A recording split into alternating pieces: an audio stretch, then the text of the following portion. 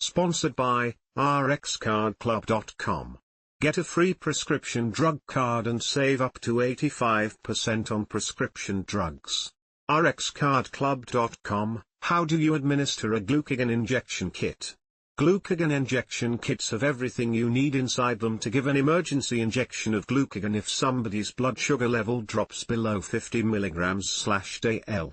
Symptoms of very low blood sugar include confusion, coordination difficulties, difficulty eating or drinking due to confusion or being uncooperative, unconsciousness, seizures. Severe low blood sugar is an emergency and you should not leave the person alone. Place the person in the recovery position and call 911. An injection of glucagon will bring up a person's blood sugar quickly. Here's how to do it. Flip the seal off the vial of glucagon powder.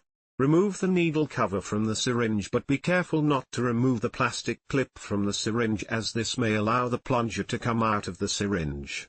Insert the needle into the rubber stopper of the vial and inject the entire contents of the syringe into the glucagon powder. Take the needle out of the vial and then gently swirl the vial until the liquid becomes clear. Do not use the contents if they remain cloudy. Insert the same needle and syringe back into the vial and slowly withdraw all the liquid if using for an adult, or half the contents to the 0.5 milliliter mark on the syringe if using for a child under the age of 6. Glucagon can be injected into a person's upper arm, thigh, or buttock. Clean the site to be injected with an alcohol swab first if you have one. Insert the needle straight into the person's skin in one quick motion. The needle should be straight up and down at a 90-degree angle to the skin. With your thumb push the plunger all the way down until all the medication is injected. Once the syringe is empty, pull it out. Turn the person on their side as they may feel nauseous or vomit, and turning them on their side will prevent them from choking. The person should respond within 15 minutes. If they do not do so, call 911 again.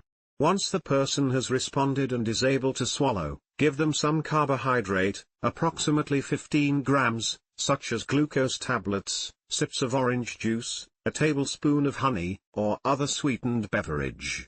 Wait another 15 minutes, and recheck the blood sugar.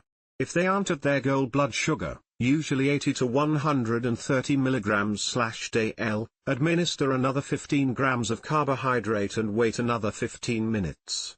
Once at their goal blood sugar, frequently monitor the person every 2 to 3 hours to ensure they remain stable.